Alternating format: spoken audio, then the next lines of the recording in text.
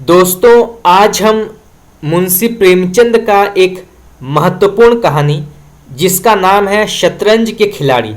आज हम इसका सारांश डिस्कस करेंगे। ये कहानी आपके विभिन्न प्रकार के प्रतियोगी परीक्षाओं के सिलेबस में है, तो इसे जानना आवश्यक है। तो चलिए शुरू करते हैं। शतरंज के खिलाड़ी। तो शतरंज के खिलाड़ी कहानी प्रेमचंद की अमर कहानी है। यह कहानी ऐतिहासिक पृष्ठभूमि पर आधारित राजनीतिक कहानी है। कहानीकार ने प्रस्तुत कहानी में उन अनेक कारणों में से एक विशिष्ट कारण की ओर ध्यान आकर्षित किया है, जो भारत में पराधीनता की जड़ों को मजबूत करता था। यह विशिष्ट कारण था शतरंज का खेल। आलोच्य कहानी में यह दर्शाने का प्रयास किया गया है कि शतरंज की बिसात पर बैठे शतरंज के नशे में चूर खिलाड़ी किस प्रकार देश की स्वाधीनता को दांव पर लगा रहे हैं। तो ये जो कहानी है शतरंज के खिलाड़ी, यहाँ पर मुंशी प्रेमचंद ये कहना चाहते हैं कि किस प्रकार से जो है उस जमाने में जब भारत पराधीन था, तो छोटे से लेकर बड़े व्यक्ति तक किस प्रकार से अपने भोग विलास में मग्न रहते थे। वो शतरंज के खेल को इतना महत्व देते थे कि वो देश की स्वाधीनता को जो है वो दांव पर लगा रहे थे। शतरंज के खिलाड़ी कहानी अवध साम्राज्य के प्रसिद्ध नवाब वाजिद अली शाह के शासनकाल के पृष्ठभूमि पर लिखी गई है। उस समय अवध की राजधानी लखनऊ थी। लेखक के अनुसार उस समय लखनऊ विलासिता के रंग में डूबा हुआ था। छोटे बड़े अमीर गरीब सभी विलासिता में डूबे हुए थे। राजा से लेकर रंक तक इसी धुन में मस्त थे। यहाँ तक कि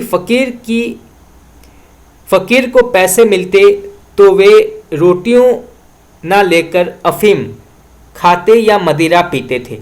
तो ये जो कहानी है उसमें ये कहा गया है कि अवध साम्राज्य के प्रसिद्ध नवाब वाजिद अली शाह के समय में किस प्रकार से लोग भोग विलास में मग्न रहते थे।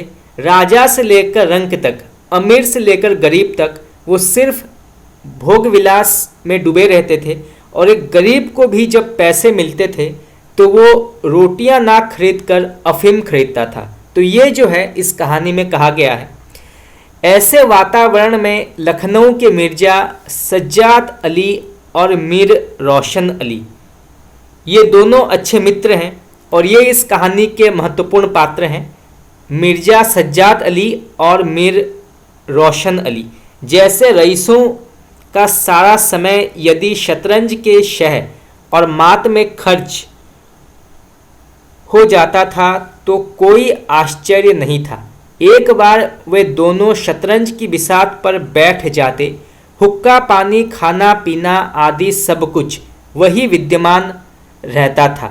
फिर भी घर के नौकर चाकर तथा औरतें उनके हुक्म की तालीम करते करते तंग आ जाते थे। तो इस कहानी में दो पात्र हैं, एक का नाम है मिर्जा सज्जाद अली और दूसरे का नाम है मीर रोशन अली। ये दोनों मित्र जो हैं ये हमेशा शतरंज के खेल में डूबे रहते थे। उनका सब कुछ हुक्का पानी खाना पीना वो सब कुछ जो है वो शतरंज के बिसात पर रहता था। और उनके हुक्म का तालीम करते करते नौकर चाकर औरतें सब तंग आ गए थे। सब जो है वो परेशान हो गए थे इन दोनों के शतरंज के नशे में आकर। वे सभी इस खेल को मनहूस समझते और गली मोहल्ले वालों से इसकी कड़ी निंदा करते, परंतु मिर्जा और मीर पर इसका कोई असर नहीं था। वे अपनी मस्ती में मस्त थे। उनकी विसात अक्सर मिर्जा सज्जाद के घर में विचती थी। एक दिन मिर्जा की बेगम के सिर में दर्द हो गया। उसने नौकरानी के माध्यम से कहलवाया कि बेगम के सिर में दर्द है और वे मिर्जा उनके लिए दवाई ले आए। पर वे दोनों इस बात को टालते ही गए क्योंकि उनका खेल बढ़िया चल रहा था। तो ये शतरंज का खेल जो है वो इतना सभी के लिए मनहूस हो गया था कि गली मोहल्ले वाले सब कोई इसका निंदा करते थे, परंतु उन दोनों मित्रों पर इसका कोई प्रभाव नहीं था। एक दिन सज्जाद अली के बेगम के सिर पर जो है वो दर्द हो रहा था, तो उसने अपनी नौकरानी के माध्यम से कहलवाया कि उसके लिए दवाई ले ली जाए, परंतु उसके पति जो हैं उनका ध्यान शतरंज की ओर अधिक था। मीर साहब को मात देने ही वाले थे, इस कारण ये खेल से हटना नहीं चाहते थे, परंतु हार रहे मीर साहब ने जब बार बार मिर्जा साहब से आग्रह किया तो मिर्जा उठकर जनान खाने में पहुँचे। बेगम बिगड़ने लगी तो मिर्जा साहब ने सारी बात मीर साहब के सिर डालते हुए कहा, बड़ी मुश्किल से आया हूँ, आने ही नहीं देता था। तो जब बार बार मीर साहब के कहने पर कि आप जाकर अपने बेगम से मिल लीजिए, उसके बाद मिर्जा उठकर जनान खाने में पहुंचता है, और जैसे ही वो जनान खाने में पहुंचता है तो उसकी बेगम जो है वो बिगड़ जाती है। तो वो झूठ कहता है कि मीर जो है उसको आने नहीं दे रहा था। तो वो सारा दोष का ठिकरा जो है वो मीर के सर पर मढ़ देता है। गुस्से में भरी बेगम ने मिर्जा के मना करने पर भी मीर साहब को बाहर ढूंढा और शतरंज के मोहरे गालियां देते हुए बाहर फेंक दी। बाहर बरामदे में टहल रहे मीर साहब ने यह देखा तो वे चुपके से खिसक गए। उनके पीछे पीछे दवाई लेने का बहाना करके मिर्जा भी मीर साहब के घर पहुंच गए। अगले दिन से दोनों ने मीर साहब के घर शतरंज खेलने का निश्चय मिर्जा भी किया। तो जब बेगम को गुस्सा आया तो उसने सारी शतरंज जो है वो उठाकर बाहर फेंक दिया। ये जब मिर्जा ने देखा, मीर ने जब ये देखा तो वो चुपके से वहाँ से चले गए, और मिर्जा ने भी दवाई लाने के लिए कहकर घर से निकल गए और मीर साहब के घर पहुँच गए, और शतरंज का खेल वो अगले दिन खेलेंगे ये तय किया गया। सुबह हुई और मीर रोशन अली के घर में शतरंज की बिसात बिछाई गई। मीर साहब की बेगम का उन दोनों किसी पर पुरुष से प्रेम प्रसंग चल रहा था। वे नहीं चाहती थी कि मीर साहब सारा दिन घर में रहें, अतः उसने जल्दी ही विरोध करना आरंभ कर दिया। तो यहाँ पर जो है सुबह होते ही मीर रोशन अली के घर में शतरंज का खेल जो है वो बिछ गया, परंतु मीर साहब की बेगम उन दोनों को किसी पर पुरुष से प्रेम प्रसंग चल रहा था ये पता लगाना नहीं चाहती थी। तो जो मीर साहब की पत्नी है वो किसी और से प्रेम करती थी और वो हमेशा उससे मिलने के लिए घर आता था, परंतु आज ये दोनों घर में हैं तो वो जो है घर में नहीं आ सकता। तो इसीलिए मीर साहब की पत्नी जो है वो परेशान हो गई थी, अतः उसने जल्दी ही विरोध करना आरंभ कर दिया। मीर साहब की पत्नी ने घर के नौकर चाकर भी तंगी महसूस करने लगे। वे भी मीर साहब की बेगम के साथ होकर उनका विरोध करने लगे। सारे मोहल्ले में इस अपमानजनक कृत्य की आलोचना होने लगी, किंतु मिर्जा इन सब बातों से बेपरवाह थे। जब ये सभी बातें बादशाह वाजिद अली शाह के पास पहुंची तो उन्होंने एक दिन मीर साहब को बुलवाया। मीर साहब के मन में डर पैदा हुआ। उन दोनों ने अपने घर में शतरंज न खेलने का निर्णय लिया और फिर मीर साहब मिर्जा साहब को लेकर गोमती नदी के उस पार एक वीरान खंडर में जाकर शतरंज खेलने लगे। ये दोनों सुबह यहाँ आ जाते और शाम ढलने पर ही घर वापस लौटते।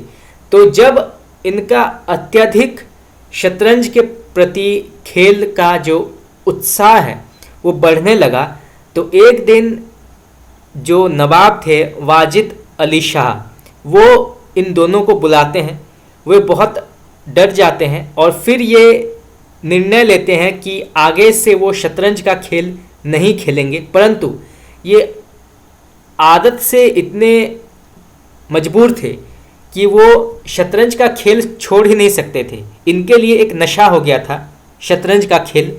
और फिर जो है वो शतरंज लेकर गोमती नदी के उस पार एक वीरान खंडर में चले जाते हैं। दिन भर वहीं शतरंज खेलते हैं और शाम को घर लौटते हैं। एक दिन जब वे दोनों शतरंज की शाह और मात में उलझे हुए थे, तो उन्होंने देखा कि अंग्रेज फौज शहर पर हमला करने के लिए शहर की ओर बढ़ रही थी, परंतु वे दोनों निश्चिंत खेलते रहे।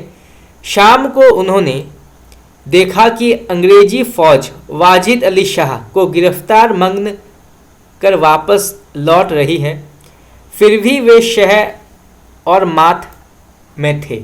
अचानक दोनों में खेल की जीत हार को लेकर विवाद हो गया।